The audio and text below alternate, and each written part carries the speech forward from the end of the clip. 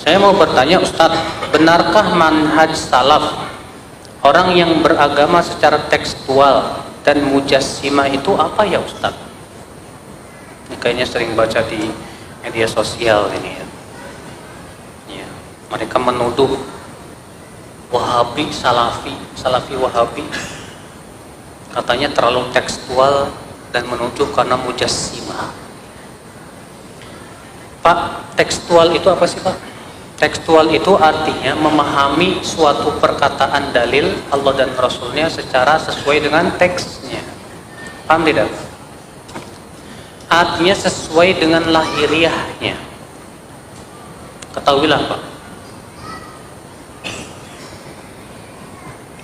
kita wajib memahami ucapan Allah dan Rasulnya harus sesuai dengan teksnya dulu. Harus sesuai dengan apa? Teksnya dulu. Karena itu konsekuensi fasih. Konsekuensi apa? Fasih.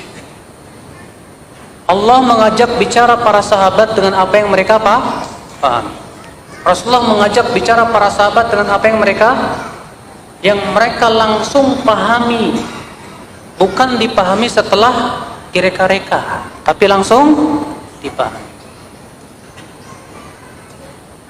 Saya mau tanya, kalau saya berkata, saya melihat singa, apa yang antum pahami? Kok diam? Saya melihat binatang buas, namanya. Apakah antum langsung berpikir, oh maksud Ustadz itu mungkin seorang laki-laki pemberani kali bagikan singa? Enggak mungkin kan? Kita berbicara itu pas sesuai dengan apa yang langsung kita pahami dulu, iya kan? Secara teksnya dulu. Jangan dipalingkan kepada makna lain kecuali kalau ada apa? Indikasi.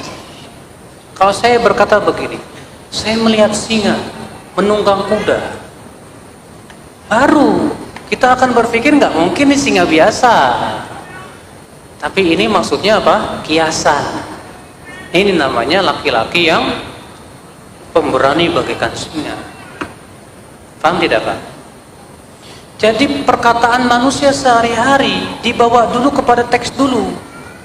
Makanya semua manusia saya katakan tekstual, harus. Kalau antum bilang ke anak, nah beliin kambing sana ke pasar. Pergilah si anak ke pasar, pulang-pulang bawa ayam. Bapaknya bilang, kenapa kamu beli? Pak, yang saya pahami kambing itu kiasan Pak. Ya, yang saya pahami dari kata bapak, kambing itu adalah hewan-hewan binatang ternak. Jadi menurut saya ayam pun masuk. Kira-kira bapak boleh ngambek nggak sama anak Pak? Ya Allah, disuruh beli kambing kok malah dipahami ayam. Nah inilah Pak, orang yang selalu bilang apa? Kita nggak boleh tekstual, harus kontekstual. Lah kayak begini jadinya nanti Pak. Allah dan Rasulnya, Allah itu bahasanya fasih. Dan konsekuensi fasih itu adalah langsung dipahami oleh akal dan pemahaman kita. Saking fasihnya. Sekarang kalau ternyata kita tidak boleh tekstual tapi harus kontekstual, dari mana kita tahu Allah berfirman ini maksudnya begini dan begitu? Oh enggak, ini majas, ini kiasan aja, maksudnya begini. Berarti itu tidak fasih. Bertabrakan dengan kefasihan kalau begitu. Allah Subhanahu wa taala ya akhwat Islam ya, ketika mengatakan wa aqimus shalah wa atuz zakah, dirikan salat, bayar zakat. Artinya apa? Nah, disuruh kita mendirikan sholat, membayar, itulah tekstual ayat itu. Ya. Datang orang sufi, oh enggak, Al-Quran itu ada makna yang terlihat, ada yang makna yang batin. Yang kamu pahami itu makna terlihat, kalau saya melihatnya makna batin. Sholat itu maksudnya, ya, kita berusaha untuk banyak bermunajat sama Allah. Jadi sebetulnya enggak sholat pun enggak apa-apa, yang penting munajat.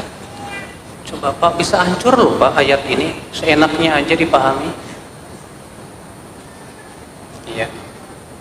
Maka dari itulah Pak, makanya kan dalam ilmu usul fikih ada istilah nas, ada dhahir, ada muawwal, ada mujmal, ada mubayyan. Kan ada pembahasannya. Tidak boleh misalnya dalam satu ayat, dalam satu kata ada mempunyai dua makna atau lebih. Biasanya di antara dua atau tiga makna itu ada satu yang paling kuat. Saya berikan contoh. Rasulullah bersabda, la sholata liman lam yaqra bi fatihatil kitab. Tidak ada solat bagi mereka yang tidak baca Al-Fatihah. Apa maksud tidak ada? Tidak ada la. Ini kan mempunyai beberapa makna. Makna yang pertama meniadakan. Yang kedua makna yang pertama meniadakan keberadaan. Ini tidak mungkin. Yang kedua meniadakan keabsahan. Yang ketiga meniadakan kesempurnaan. Makna yang paling kuat daripada dua makna yang kedua dan ketiga yang mana? Yang pertama dulu. Tidak boleh dibawa kepada yang ketiga kecuali apabila ada dalil. Sekarang bagaimana Anda hendak membawa suatu perkataan kepada makna lain tanpa dalil? Gak boleh. Ini namanya mentakwil dengan tanpa hujah. Paham gak sih Pak? Paham gak? Kalau saya berkata, saya melihat singa, Bapak langsung berkata, oh maksud Ustadz paling itu orang yang... Gak boleh. Karena saya mengatakan, saya melihat singa. Pada asalnya apa? Makna yang paling kuat apa? Binatang buas kan? Itu makna yang paling kuat. Makna yang lemah apa? Laki-laki yang bagaikan makna yang lemah kan? Paham nggak Pak? Paham nggak? Sekarang tidak boleh kita pahami dulu dengan yang kedua tanpa ada apa? Indikasi dan bukti. Paham tidak? Demikian pula firman Allah dan sabda Rasulullah, tidak boleh langsung dipalingkan tanpa ada bukti. Kenapa kita disebut mujassimah Pak?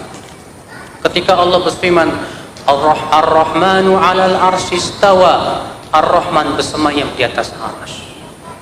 Apa kata mereka? Kamu itu tekstual kamu itu.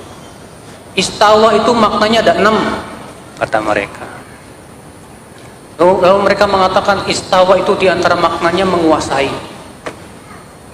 Kita katakan Mas, kalau istawa saja ya, tapi kalau istawa ala setelahnya itu hanya satu makna, yaitu ala dan wartafa. Ini yang mengatakan seorang ahli ulama bahasa Arab namanya Ibnul Arabi.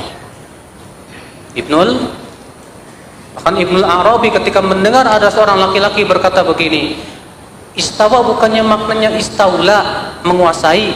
Apa kata Ibnul Arabi? Diam kamu.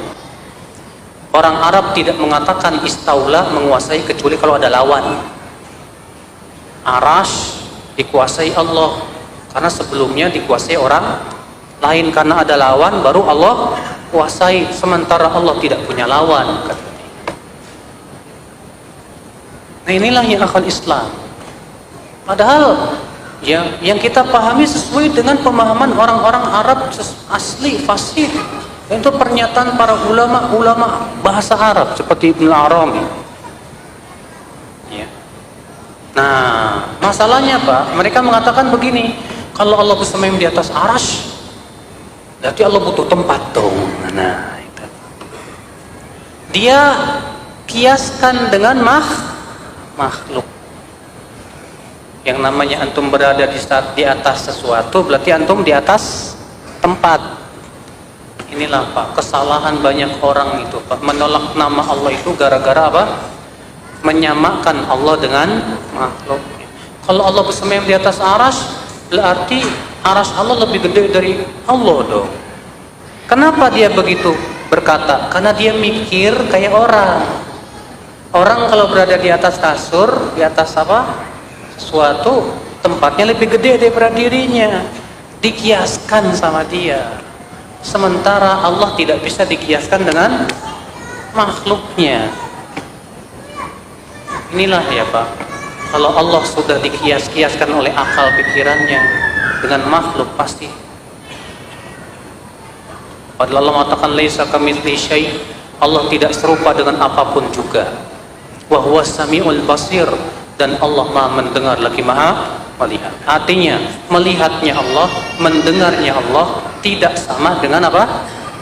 Melihatnya Allah makhluk dan mendengarnya makhluk. Ya, sama. Sifat yang lain pun sama.